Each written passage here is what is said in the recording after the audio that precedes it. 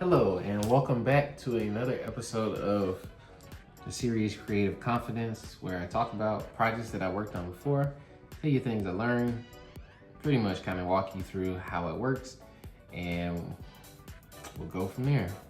Today, I want to talk about I don't even know what it's called. I guess it's oh God, it's not the banquet.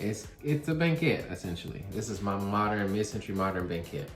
And this was inspired because when I first moved into my house, I did not have a bunch of furniture. I was coming from a place I rented. The furniture I did have didn't really fit with the aesthetic. This was I was going for more of a mid-century modern vibe. Most of that stuff was very contemporary and I just wasn't into it. And I got my own house, so I got to build things. And so this is my custom made 8-foot long everything. So this thing is 8 feet. I think it's a little bit longer than 8 feet. It might be like 8 feet and 3, yeah, one 8'1" or 8'2" almost. But the beautiful part about this was, again, Lowe's. Lowe's is my favorite, one of my favorite places to buy certain pieces of wood. And it's only because they make really good project panels. And so this gray section here is actually an 8-foot long pine project panel that Lowe's still does make today. I think these were at the time 16 inches deep. I don't know if I think they still do make them in that dimension. But I wanted something that would fit on this huge wall that I have that would, kind of take up this room. In this room that now the shop, what I use it for a shop, it's a dining room, but it's a pretty large room in the house. It's pretty much about, I believe, 33 feet wide long and about 16 and a half, maybe 18. I think it might be 18 feet wide because I had to replace the trim. So that's why I remember those specs. But it's a pretty, maybe it's 16 feet wide. Yeah, it's a pretty big piece. And I wanted something that kind of filled the space but didn't overpower it.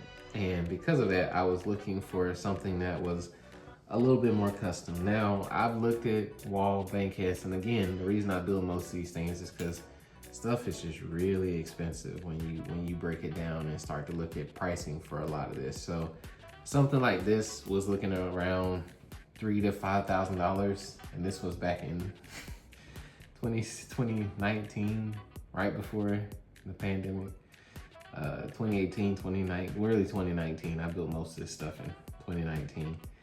And so this was crazy to me that it would be kind of weird to see this amazing big piece. And I was like, well, how do I do it? Well, I have 2 doors here. I used to have doors. I need to put new ones on because these kind of fell apart. This wasn't my best work, and there was a lot of lessons I learned trying to get grain direction and stuff, but I'll talk about all of that. And then this is a big drawer that actually pulls out and stores things like dishes, napkins, all that kind of stuff. That's just great for entertaining because this is still a dining room and it should still have some of that function. So to get this huge piece of oak at the time, Lowe's made that as well. So I bought I think 2 or maybe 3 big panels they were 8 feet long of pine, and I'll show that soon. And then this one big panel of oak. And the beautiful part was it did have some, good character. My door construction sucked here really badly, but it is still up to date, and there are some things that I did learn that are very important, but we'll get back to that in a second. Let's go into construction. So as you can see here, there's a couple things that I would have done differently, fundamentally, to be better at this. And as you can see, these are just pine panels, 8 feet long from Lowe's. Now, there are a couple things that I think I did change. I think I did actually cut pieces since I had them to space these out and kind of make it easier And I did rebuild this drawer box in here because the original one I built was bad and it didn't have undermount drawer slides, and I ended up using undermount drawer slides for that. But the big thing that's glaring here is this actual spot here. I actually didn't have a piece of plywood that was long enough. And so there's a slight slit there in the construction today that I do not like. It is not one of my favorite things, and I don't necessarily think it's terrible because you can feed a cable through there. So part of it is nice but there's just a slight gap. So I probably I would go back and actually get a piece of plywood that fits the whole length of that. I just was using what I had at the time, and I wasn't thinking about, oh, I should go get a full one, because I was already in the money to do this project. The other thing is I would probably drill out holes for, at different intervals to just have a space to actually go in and, add anything you want. So that's another one that I think would be just good to have and be able to kind of easily make it easier to navigate if you're doing anything. So I think those two things are things that I would really look at doing to fix the construction of it. The other thing I would do is, I don't not like the finish, but I have a paint sprayer now, and I would spray this whole thing. Why? Because pine eats stain, paint. It's a very thirsty wood. It will suck it all up. And as you can see here, before I mounted it, this actually was the original curio kind of thing that I had from my ex at the time, because she didn't want this piece anyway. So I ended up being able to get that after we broke up and I moved into this house. I just had it with me. I ended up giving it away because I didn't want it, but I would say that it just wasn't what I was going for, and I wanted something that was more clean and more modern to make it easier for me to kind of adapt to what I wanted to do in this house, put my mark on it. But as you can see with the paint job here, it's not the best. It's kind of spotty. You can kind of see it doesn't necessarily it eats the paint alive. And so if I were to do this again, I would spray it, because you get really good coverage when you spray, even if you have like a little drill attachment that, I can't remember what the paint sprayer I have is. I think it's Wagner makes a good one, the one that everybody uses that I have. Oh, I can't remember, but just having spray paint or spraying it with a sprayer is really helpful. The other thing is, we rolled some of it, but if I had to do it again, I probably would do 3 or 4 coats. I did put a nice, I think a couple years later, I came back and I put a topper on it. So on the top part of this, there is actually a clear coat that will sit there and kind of be, that's food safe, even though I don't have food on it, without having a trivet or something in there if I'm serving people and we're eating in this room.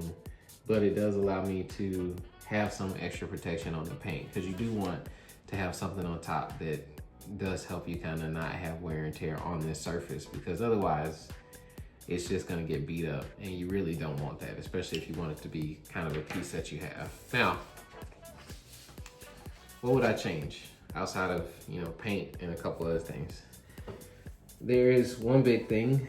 I wouldn't have bought these panels from here, from Lowe's, because as great as they are, and they were, I ended up removing the doors because there were gaps. I didn't really think it through. I didn't really make a good plan.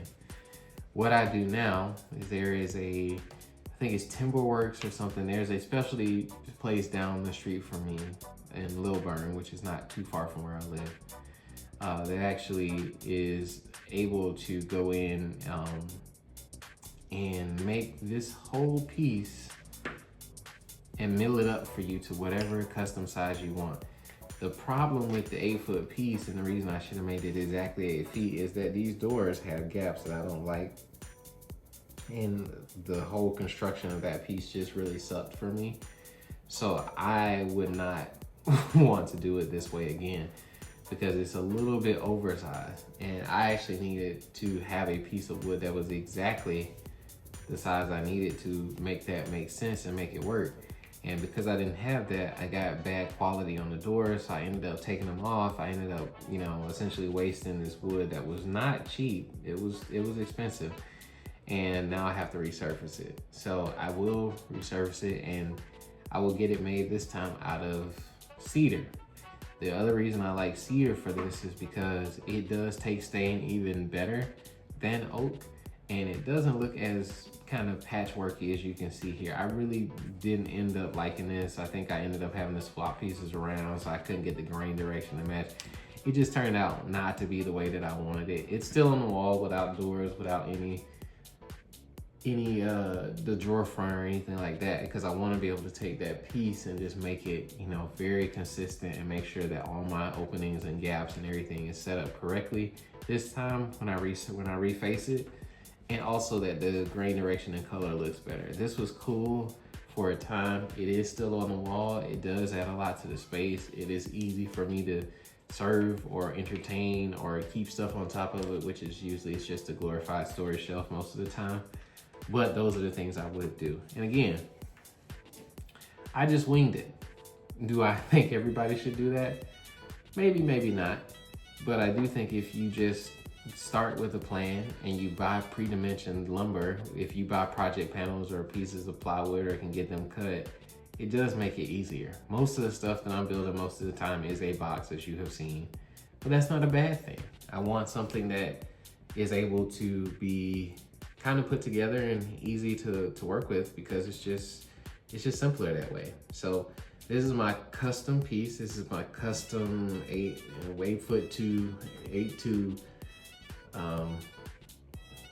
you know, serving console for the dining room, and it's wonderful. It'll probably stay here with the house after I'm gone if I make it look really good, and I just think it adds a lot of dimension and character to the space. And so if you're looking for something that you can't find, that's the reason I build most of these things, is because I can't find this for cheap anyway. It costs a lot of money. So again, thank you for sharing in this with me. Thank you for watching. Please comment, subscribe, like, share with your friends, and we'll see you next time.